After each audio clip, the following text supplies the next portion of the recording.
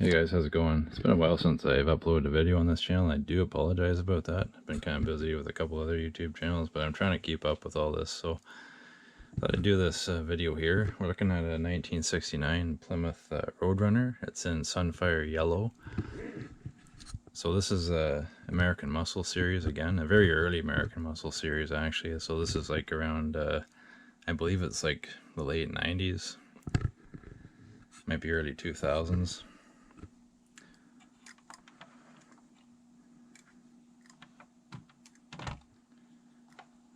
Still pretty early for the diecast. This one's got a little bit of dust on it. So the story with this one here is I bought it on like a really cheap price because the car's got like, it's been out of the box. It's got little nicks and scratches out of it there, which I do still buy cars like that because I think cars like, or diecasts like that, I should say, make good shelf cars. Whereas you're not too concerned about taking them out of the box. So there's like a, I'm not sure if you can see it or not, there's a little scratch there too. I'll just go ahead and go over all the decals and stuff are still in place, which is fine. A little nick there. But the other good thing about these cars too is you're not too worried about modifying them or doing anything to them. So this one, for example, you could change up your wheels, put different aftermarket wheels on it, or you could, maybe raise up the rear suspension on it a bit, and you can also get your diecast scale engines now. And they do have a Hemi out, like a drag race style Hemi out. If I can get this hood open, I've got my tool. But yeah, you can also take them apart and step up the detail of the engines in them. Put a higher detail Hemi in it if you wanted to, and you could also probably paint the firewall or do whatever else you wanted to in there. So that's the other good thing about owning cars that are dinged up and scratched. It's not a huge issue to me. I'll still buy them at discount price. So this one still has all the plastic air grabber intact in there still. As you can see, it's a very early model with the dog legs for the hinges.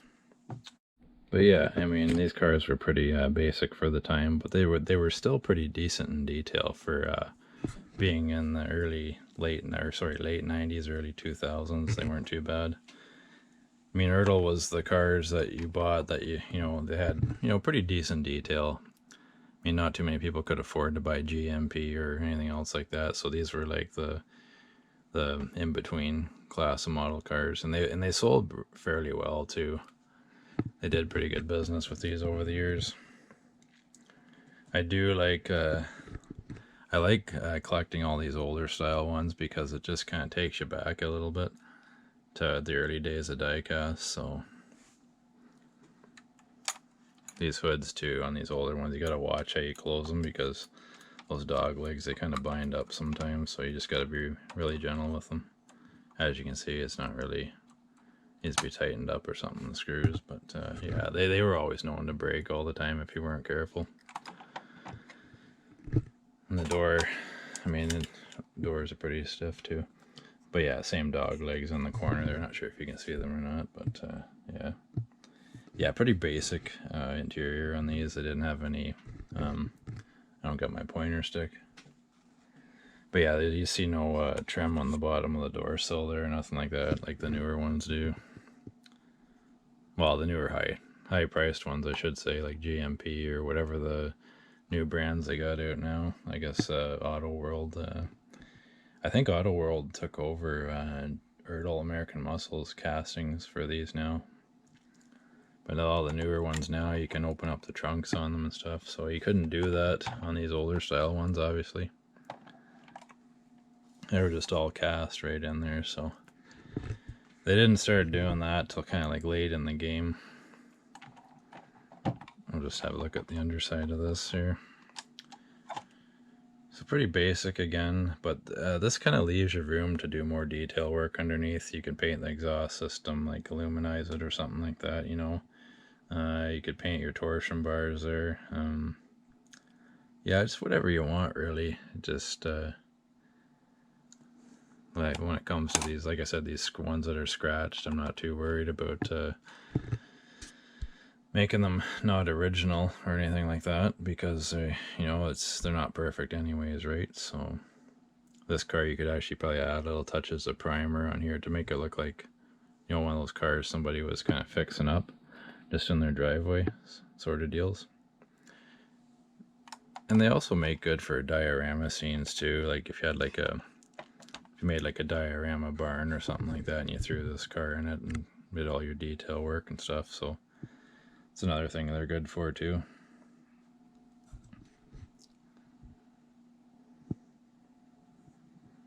Yeah, just an overall pretty decent condition car. It's not perfect, like I said. It could probably use a wax or something like that. Maybe even a repaint. You could, you know, sandblast the entire car and repaint it again. Yep, not bad. I'll show you the box here in a second. Alright guys, so this is the box for that car, as you can see. Plymouth Roadrunner. So there's a couple other interesting facts to note. I got a Roadrunner one time, and it was a burgundy one, but it wasn't actually burgundy. Somebody actually pulled the car out of the box and did like a horrible paint job on it. It used to be a blue Roadrunner. But anyways, just to clarify that, sometimes you may have run into that. So you want to look on the side here and make sure the color lines up with the car that's in there. It'll say Sunfire Yellow right on the side. There was some instance where they stopped doing this, so it was hard for you to tell, but if you kind of a goofy spot here, sorry, but yeah, you'll have the code to the car on the bottom here too, which is 7382 or item number 7368. That'll be on there. It'll be on the bottom too as well. Sorry about that. So the code rate, where is it? Oh yeah, 7368 is in the barcode there. And there's also another code here too, and stamped into the box. It's 2414S. And sometimes that one will be stamped on the bottom of the car. So we'll look at the car here again.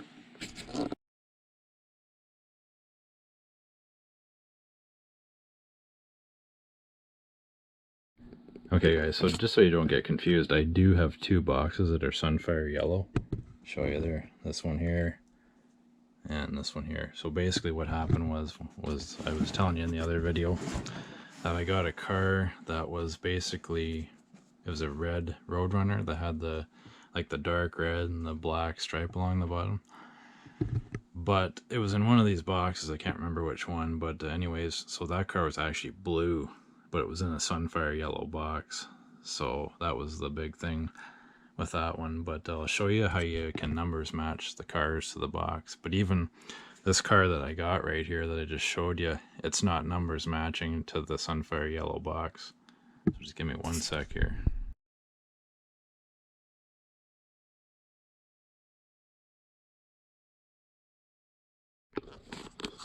Okay, so these codes are the codes of interest there. That one says 2414S. And the bottom one here says 0254S. We'll just look at the Roadrunner now.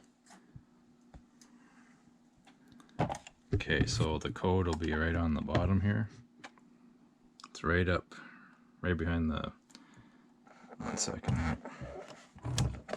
If I can stand this thing up straight without it falling. Okay, so there's a code right up in here.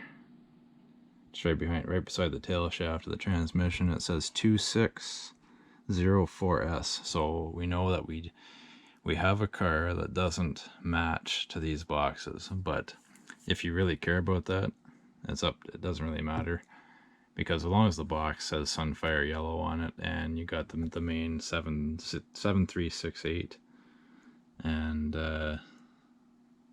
yeah, see, both these boxes got 7368 and 7368 up there.